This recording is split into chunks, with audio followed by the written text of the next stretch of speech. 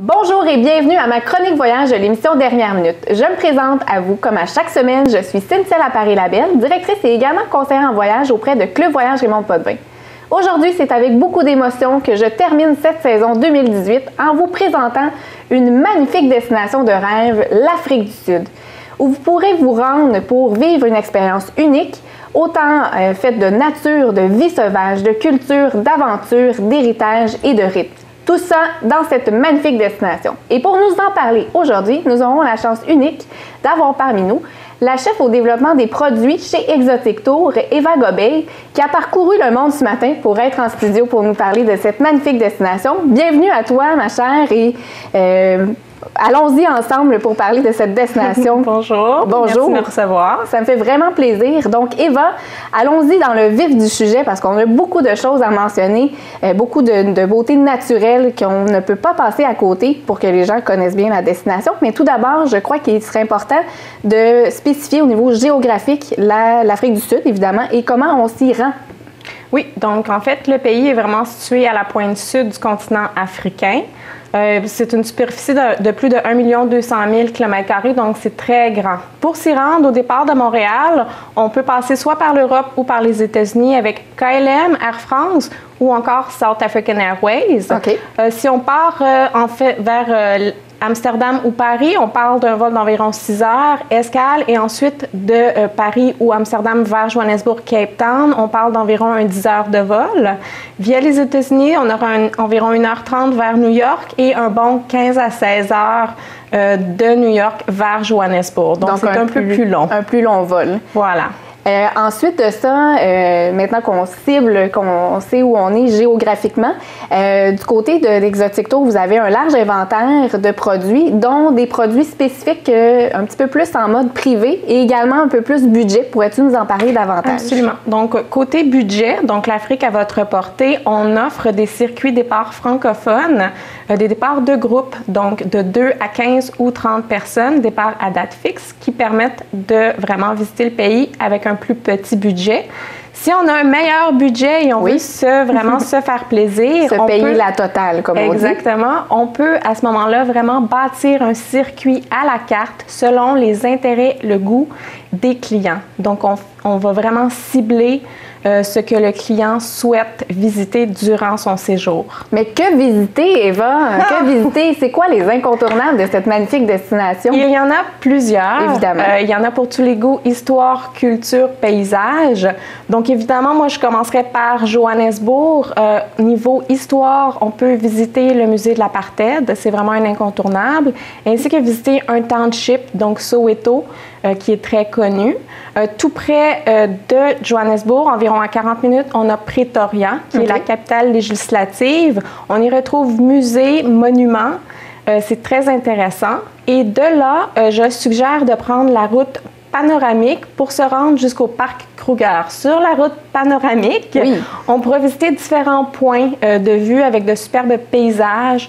On retrouve les rochers des Trois Sœurs, la fenêtre de Dieu, le canyon de la rivière Blythe et les marmites géantes. Ce sont les points les plus incontournables. Puis évidemment, on n'a pas spécifié, mais il faut vraiment avoir à sa portée une bonne caméra pour tout cibler les incontournables, immortaliser le tout pour pouvoir revenir ici puis monter ça à notre famille. Voilà. Ensuite, on parlait du parc Kruger. Oui. Le parc Kruger, je crois que c'est vraiment l'emblématique typique quand on pense à l'Afrique du Sud. Évidemment, c'est l'incontournable.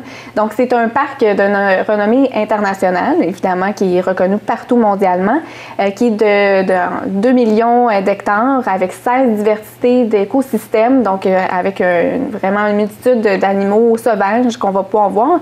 Et tu as quelque chose, je crois, pour compléter mon information au niveau du parc Kruger qui est important de savoir. Oui, donc il y a une partie qui est publique avec des routes pavées. Donc, les safaris se font sur ces routes. On ne peut pas en sortir. Par contre, c'est quand même possible de voir plusieurs animaux. Mais il y a également des réserves privées. Oui. Donc, dans lesquelles on a vraiment des sentiers de terre qui donnent vraiment beaucoup plus une impression de l'Afrique telle qu'on se l'imagine. Exact. Plus sauvage. Exactement, qui permettent également, comme c'est privé, de faire des safaris à pied, en compagnie d'un guide, bien évidemment. Le ranger est important. Oui, et de faire des safaris de nuit aussi. Donc, c'est une toute autre expérience. Donc, ça, c'est possible d'ajouter ça peut-être plus en module individuel privé. Absolument. On peut le monter à la carte et ce sont souvent des hébergements de luxe, du 4 ou du 5 étoiles. Donc, encore une fois, la totale. La totale, exactement. On le vaut, la totale, donc Absolument. Pourquoi pas. Ensuite de ça, si on poursuit la route de Kruger pour donc, se rendre... la prochaine destination que je suggérerais, c'est la ville de Durban, sur la côte de l'océan Indien. À partir de cet endroit-là, on peut faire différentes activités, comme faire une croisière sur l'estuaire de Sainte-Lucia, où on peut faire justement une croisière pour voir les hippopotames et les crocodiles. Oui, tu m'as mentionné ça, ça m'a surpris. C'est quelque chose que j'aimerais. C'est génial. Oui. De là, on peut également faire un safari en 4x4 dans le parc de Chlouchloué. Donc, c'est une plus petite réserve où on peut également voir tous les animaux. Également, une autre activité très intéressante, c'est de visiter un village zoulou. Oui. Donc, vous pourrez goûter à leur nourriture, assister à un spectacle de danse traditionnelle, visiter un village avec les petites huttes en forme ronde. Donc c'est une expérience culturelle très enrichissante. Exactement, rythmée, en plein baigné dedans le peuple. Ensuite de ça, si on poursuit... Donc, si on poursuit, on peut faire la route des Jardins. C'est au départ de Port-Elizabeth. Donc, vous pouvez prendre un vol intérieur de Durban à Port-Elizabeth. Et de là, Port-Elizabeth à Cape Town, la route des Jardins, il y a plusieurs points à visiter, dont les grottes de Kango, où on retrouve des stalactites et des stalagmites de plusieurs millions d'années. On peut visiter une ferme d'autruches également, et déguster le dit oiseau. Donc, on le voit et on le mange par la suite. Exactement. C'est également possible de visiter Knaesna, une petite ville portuaire. Donc, il y a une embouchure sur la mer avec un petit lagon où on retrouve la réserve de Featherbed et c'est un endroit excellent pour les amateurs d'ornithologie, donc pour l'observation d'oiseaux.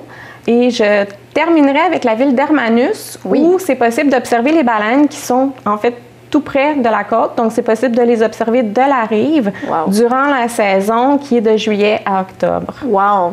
Donc, juste avant de terminer cette belle chronique, c'est quoi la meilleure période, d'après toi, Eva, pour se rendre du côté de l'Afrique? C'est pour capter les meilleurs moments au niveau nature, mais autant température? Côté température, je recommanderais vraiment de partir de septembre à avril, mai. Donc, c'est le meilleur temps pour la saison pour les températures. On parle juin, juillet, août, c'est un peu plus frais. Il risque peut-être d'y avoir de la neige. Donc, pour ceux que ça n'embête pas partout évidemment, mais pour ceux que ça n'embête pas, c'est également une excellente saison parce que c'est moins achalandé. Donc, c'est beaucoup plus tranquille. Les tarifs seront meilleurs également. D'accord. Un gros merci à toi, Eva. On aurait tant à dire. On pourrait parler de ça toute la journée. Évidemment, quand je le dis à chaque chronique parce que les destinations qu'on a à vous proposer sont si intéressantes. Donc, merci encore une fois à toi, Eva. Et à vous à la maison, je vous donne un rendez-vous évidemment en septembre prochain pour d'autres chroniques si pertinentes qui vous fera voyager. Merci à vous, bon été et bonne semaine.